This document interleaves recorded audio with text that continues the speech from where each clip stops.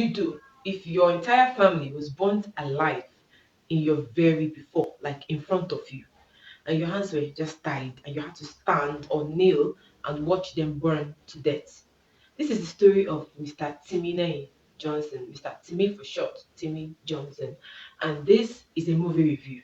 How can I ever be defeated? Hey guys, my name is Chidera Genevieve Marizu, and you're welcome to Bloom with Chidera. Sit tight and let's bloom together. In Breath of Life, I had come across the adverts on YouTube. Yes, I had come across the advert on YouTube, and I was like, okay, maybe I will see it. And all of a sudden, I had this extra airtime on my phone, and Amazon Prime was kind enough, through the help of MTN customer service, to reinstall my subscription. Like I was running crazy, but I was like, okay, no problem.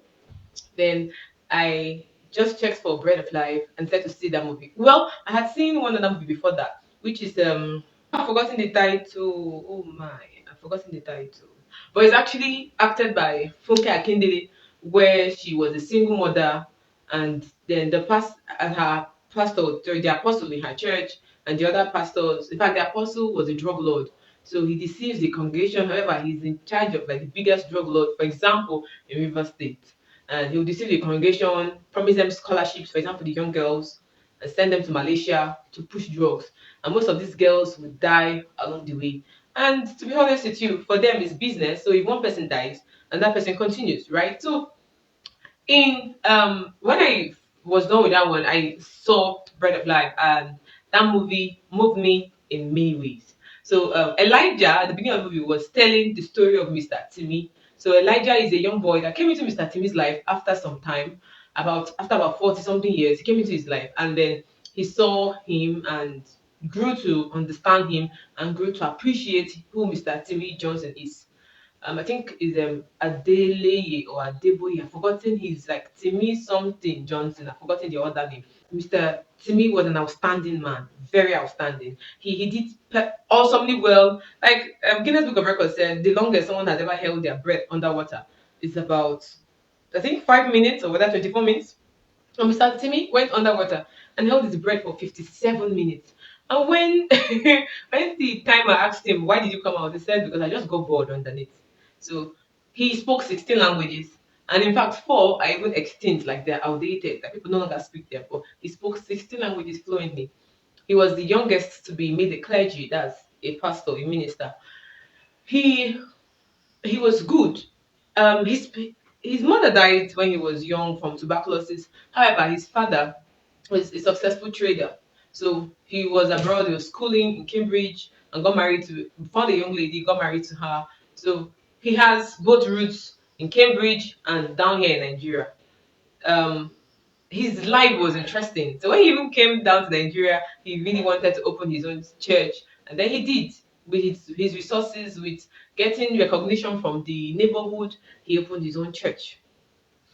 So, guys, now after opening his church, everything was moving well until a particular gang. Now, in every community, there are gangs. Like every state, local government, every country, there are gangs that um, let me say penetrate or work underground stuff. Like there are grounds that cover those areas. Yeah. So there are gangs, sorry, there are gangs that cover those areas. And these gangs, depending on who they are, they could be very ruthless. Now, in his own community, Mr. Timi's community, we had the Babyface gang. Now, they called this man Babyface, but when I looked at him, he looks like no Babyface. If I'm chance, I will put up a picture for you to see. He had no baby face on him. So I was wondering where is baby face that is on his face that they are calling him babyface gang. So babyface, he was ruthless. In fact, he told his gang that Earth, like planet Earth, is just a bus stop for him to get to his main home, which is hell. And he loved seeing things burn down. Now, the people did not know one important fact, which is that Babyface was paid by the British leaders, the white leaders. It was paid by them to carry out atrocities, like to carry out evil upon the indigenes of the country or upon the indigenes of the states, precisely, right? So he'll go about doing things, but he's doing it to please the whites because they were paying him to do their dirty jobs. So there's a man called Mr. Dejiromi. Mr. Dejiromi had once written that all the British people should leave that Lagos state. They should leave the state. So they now paid Babyface and said, Babyface, go and do the dirty work. Babyface went to an open market, saw the man, and they fired at him multiple bullets until he was dead. And what's the concern between Mr. Timi and Babyface, right? Good. So the very day when Mr. Dejomi was shot, Mr. Timi was at that particular place with his daughter. Two of them were there. They were even hiding, and they saw when this man was shot. So everybody was scared to confess because if you have to testify against him in court anywhere, people will come after you. In fact, him and his boys will come after you. They'll come for you, your children, your entire family. So people were living in fear. Now that brings it back to our society today. There are so many evils that goes on, and it's perpetrated by the leaders of that particular place. So they do things and they hurt the masses, but they are hiding under it is the hoodlums that do it. However, they are the ones that are paying these hoodlums to do whatever is going on. So he went to court. He told his wife, told the church, and people were complaining. Why would you? Him and his wife had the longest fight they've ever had. Like they had the longest fight. But then the wife said, okay, no problem, but she wasn't happy. So they went to court, reported. Now, I'm sorry, they gave their own say, right, at court. But do you know what irritated me was that, oh, one very interesting thing was that since the judge was a white and the other high leaders there were white, and they know that they are the ones that are paying this particular man, they sent Babyface free. They said he's free to move up and down because they are the ones that are paying him to do that evil. Imagine. Now, this reminds me of 2020 October, 20th October 2020 in Nigeria, the NSAS crime. That was one day that has ever pushed me, like has ever changed my mindset about um, the Nigerian government. Trust me, I love Nigeria. Even if I were to travel to 1,001 countries, I would always want to be back in my home country. Nigeria is a place I would always love to be. But then with the craziness, with the leaders, the people that are supposed to protect you, the police force, the army. No, no, it's painful. Yes. So in the NSAS situation, what happened was that some youths, maybe you've heard about it, you could check on Google. Some youths were waiting at the Lekki toll gate and they were just singing and talking about how they need a better country, they need a better place to be free and other things. I don't want to be bullied. I don't want to be beaten up because I have dreadlocks on my hair or because I have tattoos on my body or for some other flimsy excuse because you feel intimidated by my education and my standard. So that was just like a minimal fraction of what the NSAS was about. And then the Nigerian army were sent. Now, if I am clear, each officer, each army officer goes with about 18 soldiers, either 18 or 40. I've forgotten the exact number, right? So imagine if there are four army officers there. So the four army officers are going with about 18, for example, 18 times 4, 18 times 4, that's over 52 soldiers in a particular place. So that's what actually happened. And they went there and opened fire to innocent people that were just sitting down that were not even armed. They were harmless. They were only singing and chanting and making prayers and wishes upon the so-called giant of Africa. Like I said, I love Nigeria, giant of Africa, but then there are some things that irks me about this country. Now let's go back to Bread of Life. So we don't divert too much. So back in Bread of Life, after they freed him to go, then he went back home and he knew that war was coming. So he told the wife, he packed them and said, pack and go to Lagos. I will wait here. When everything is settled, I will try to get people out of this particular. I think he moved to another state. I've forgotten the state he moved to.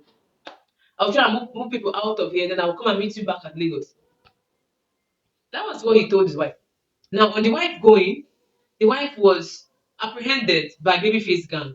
I don't know how they got the information, but they knew she was leaving. They waited for her, shot the driver on the head. Babyface entered into the car and drove straight to the front of Reverend Timi Johnson's house. And as at that time, his gang had already dragged out Timi Johnson, kept him on the sand, One person tied his hand here, the other one tied his hand here. They had soaked the ropes that he was holding with fuel, but majorly they did not like soak it to this part, but they soaked like from where he was standing, right? From where he was kneeling down. And they had already beaten him because he had blood on his face. They drove the car and parked. They had tortured him and made sure that he was already injured. Babyface had driven in, right, with his wife and his daughter. Then they poured fuel on the car and allowed him watch them set the car ablaze. How crazy is that? Now imagine the wife had to tell the baby, that's the daughter, that baby, don't worry, it's just a game. That is coming. Just relax. And she was scared. She even had to even tear her skirt. Then she closed her eyes, held her baby tight, and she was burnt to death. Now guess what? As they burnt them to death, they moved away and left Reverend Timmy Johnson there. And guess what he did? The man laid there for the next 9 days. In fact, the villagers came, tried to make him more happy, tried to get his mind off it. Tried, they brought flowers, everything. He did not respond to anybody. In fact, they even moved the car and the remaining ashes of the burnt body. He did not stand up. After a few days, I think after 9 days, that's when he just one day he just stood up and he went back to his house to do what God would not want him to do. So he took a gun. I went to Babyface's house and emptied Babyface gun. Babyface even said you're not a killer. But the truth is that situations turn us into being the monsters we do not expect to be. So got to Babyface's house, killed Babyface, and burnt him to death. And burnt his entire house. But that's not the main part of this movie. The fact is that that whole situation turned Mr. Timi Johnson's life around. He closed down the church. He stopped going to church. For the past 40 years, he never stepped his leg into the church that he built. He became a grumpy old man. In the past 40 years, he was just there doing his business with his lawyer, but he never, like, you cannot mention God around him. You cannot mention family around him. He just became so withdrawn, so angry about everything. He said, where was God when I was suffering? That reminds me, in the Christian race, if you're a Christian, there will be trials and temptations. The trials do not come to break you, they come to make you stronger, they come to prepare you for higher times. They come to test your faith also to know if you're going to fall or if you are going to trust God and still stand. So, Elijah, the young man that was narrating the story, had just finished youth service and was looking for a place to he was searching for a place to like serve before he goes ahead to open his church. He said he needed money to start up his church, but before he could get the money, at least let him serve, right? Do something. So what he did was that he went around applying. Now, from Mr. Timmy Johnson's house, practically almost everybody that has come there has run away because they could not stand the man. Like as you're coming, he's already with a gun at your face. So when he got to Timmy's store, I'm sorry, to Elijah's store, when Elijah met him, it was so smile, he was full with smile and was just trying to greet. The man pointed a gun at his face and he began so for Mr. Timmy was confused, like, is this boy mocking me? Then he noticed that he had a breathing problem. According to him, he had asthma and he was always using his inhaler. Now, um, Timmy worked with this man. In fact, the very first day, okay, the next day after he got the job, he told him that his breakfast was ready by 8 a.m. But Timmy made his 3 eggs and coffee, like fried eggs and coffee. This man broke the plate on the wall because either it was too salty, it was too dry, it was too bland, it was tasteless. According to Elijah, Elijah had 16 tries, and after 3 hours, he was able to prepare Mr. Timmy's breakfast perfectly. So that was it. And that was how their relationship began. And they continued blooming from there. Just kept on going like that. Now, Mr. What they call him? Mr. Timmy was an avid reader. He was always reading newspapers and every other thing. And Elijah would just do his part to clean the house so that he gets across, like he just cleaned the house and he'll go out to volunteer. So when he came in to get a job, Mr. Timmy warned him and said, do not mention God in this house. One, I don't want to hear about family too. No, his lawyer warned him and said, don't mention family around him. And he also said, don't mention God around me. So he now said, okay, no problem. My native name has God. Should I go outside when I want to say it? So he didn't answer him. He just ignored and went in.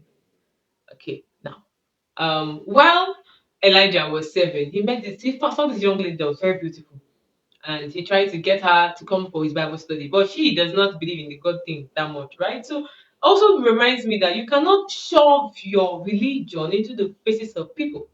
If I am a Christian, I can't shove my Christianity into other down other people's throats. I can't force them to become Christians. They need to see Christianity in me and accept God by themselves. If I try to forcefully drag them to Christ, I'm deceiving myself.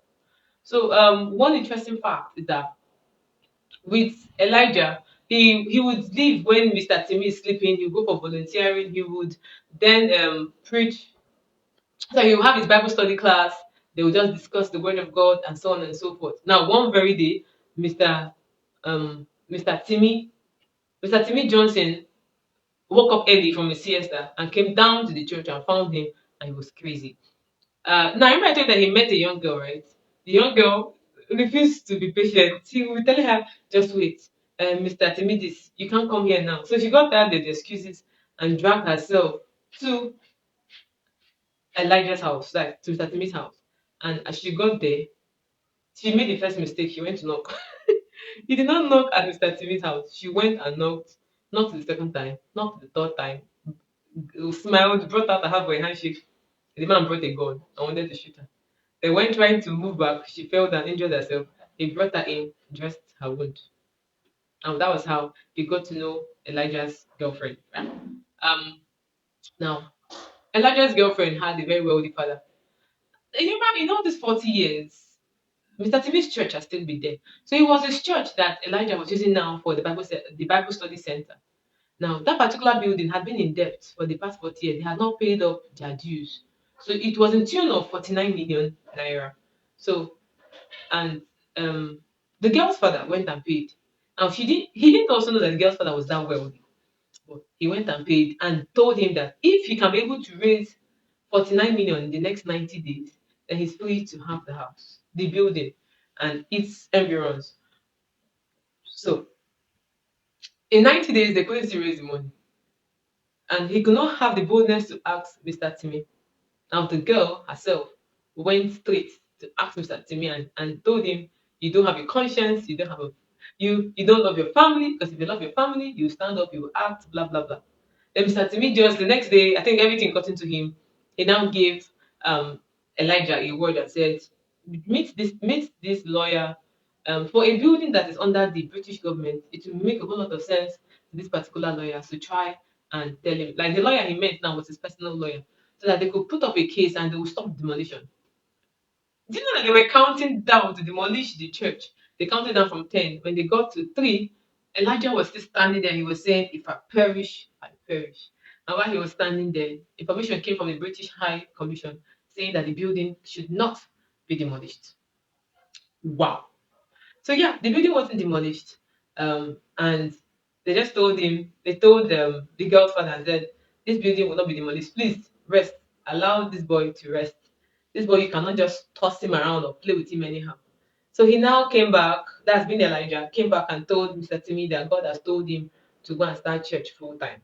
On the other hand, the girl had told her mother that she hates her father, she hates him, and that she's going to marry Elijah. Now I worked with Mr. Timi as a house manager. Another word for it is like saying a house boy. So he worked there and they was always doing the chores. So even the mother said, how do you want to stoop low from being a daughter of a wealthy man to go and marry a houseboy? Mother, I don't care. And even with the church demolition stuff, she was very pissed off because that day they locked her in the room. So when she came out of the room, she told her mother, I must marry him.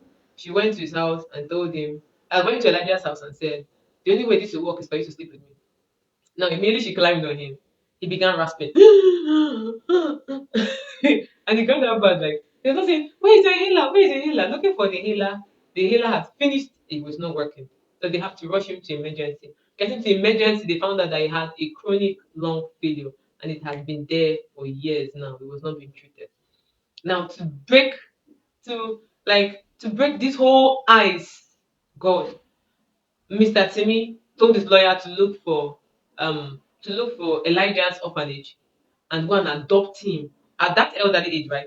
Adopt Elijah as his son. On getting to the emergency, they found out that he had chronic lung failure after they had run their test, right? So the option was to look for a donor. For example, someone who just lost a loved one and tell the person, please donate your lungs to this person. Now it was not one lung, it was both lungs that were massively affected. So after they had searched and searched, they didn't get anybody.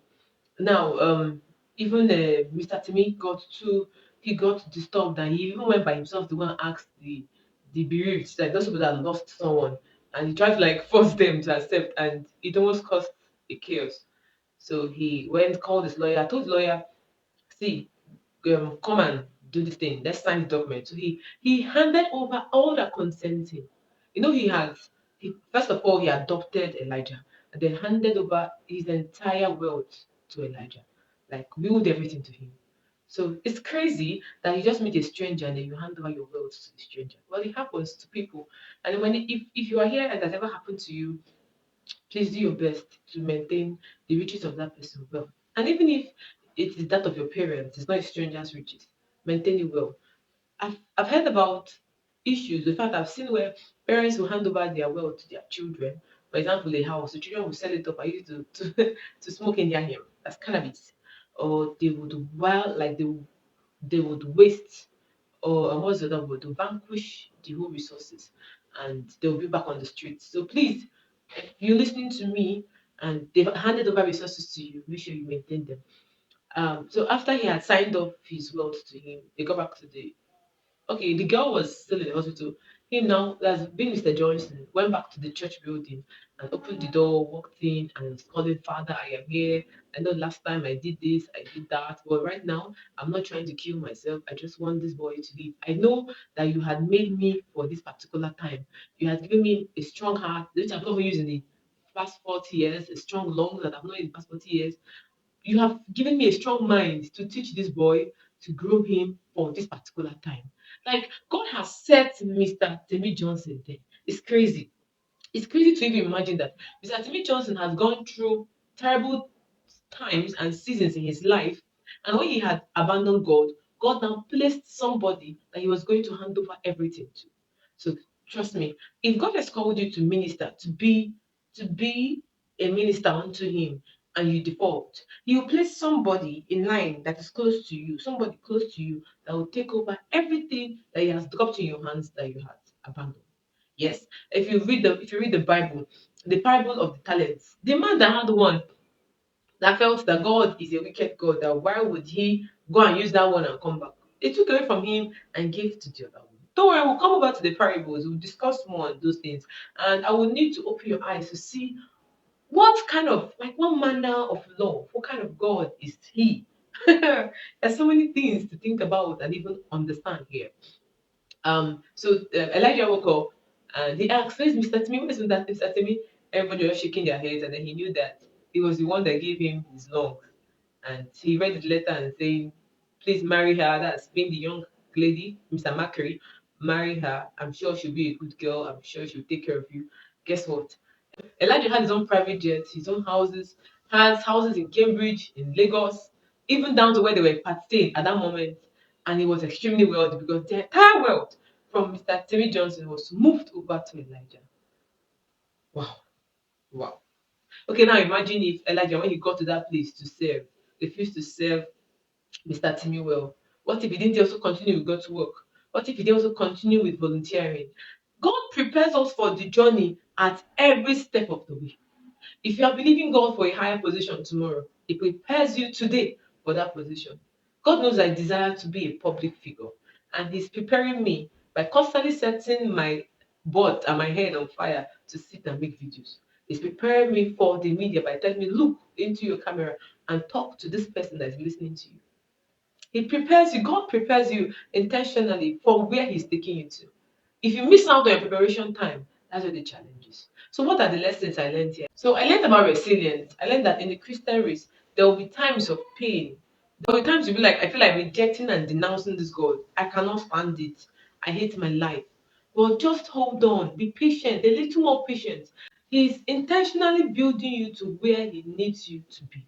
He's refining you. In the book of Proverbs, chapter 18, if I think from verse 1 to 3, it talks about silver and gold being made because they are being made from the refiner's fire, the heating process. Nothing good really comes easy. God prepares you intentionally for every phase of your life. He prepares you one step to the other. You need to know, you need to always be alert. Do not miss your season of manifestation. Do not miss your season of preparedness. Most times we are all eager to wait to wear the regalia, the royal regalia, but then we are carrying empty vessels to wear a royal regalia. We do not wait for the feeling. Do you know how long Elijah had to sit down every day and read newspapers to Mr. Timi? And Mr. Timi was pouring knowledge into him, knowledge about science, knowledge about the government, knowledge about Nigeria, about history. He was pouring max knowledge, the knowledge he has acquired in his whole years. So, what exactly are you telling me? You need to open your eyes and see the goodness where you are. It might not look like it. The where you are now might not look like where you desire to be. Might not look like there is a way out, but trust the process and keep at it.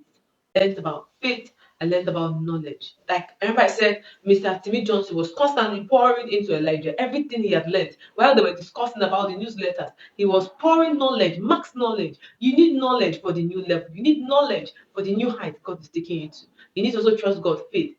Yes, this that young boy had faith. Elijah had faith. Even when he noticed that Mr. Timi was a bit harsh or stubborn, but then he still stayed. Even those nights when Mr. Timi would enter into his child's room and he would cry, he did not just know why, but he would just go and sit down at the door and listen to him cry, and he would cry together with him. In fact, he later went and bought a film projector to help him show his videos better. And then he opened up, told him what happened, how it happened. It's painful to lose a loved one, but everything in this life comes at a cost. If Mr. Timi had continued with the gospel, he would have done more exploits. I can give you an example of somebody in Nigeria that lost about 6 children in one day. His name is Reverend Omo. You might have heard about him. If you have not, search for him, Reverend Omar Obai. I will type his name on the screen right here. According to the story, I wasn't there, but I heard he lost, I think his children and his wife. I don't even know, but he lost them for that same program after with what happened when they ministered and later had more children. It pays to serve Jesus. It comes to trials and challenges. Don't let anybody deceive you. The Christian race is a Christian race. It's not very easy. It comes to trials and challenges. So always be prepared. Always. You are a soldier of Christ. Always be prepared. So bread of life, I have given you the review. I've also told you my own side. I need you to know that you need to seek God for yourself. Imagine Reverend Timmy being so eager about God, and one trial pushes him off. And well, the trial of losing a loved one. I won't say it is easy. In fact, for over 40 years, he lived in pain. He was so withdrawn, he didn't speak to anybody.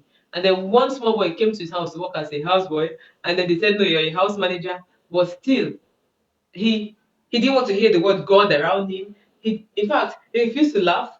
But later, he followed the boy out. They were on his bicycle. He taught the boy how to drive because he's the worst. He's the worst teacher. He called the boy "Ode, stupido, idiota," everything possible, because he was just trying to teach him how to drive, and he was just shouting at him and raining abuses on him, like he was verbally abusive, just to teach.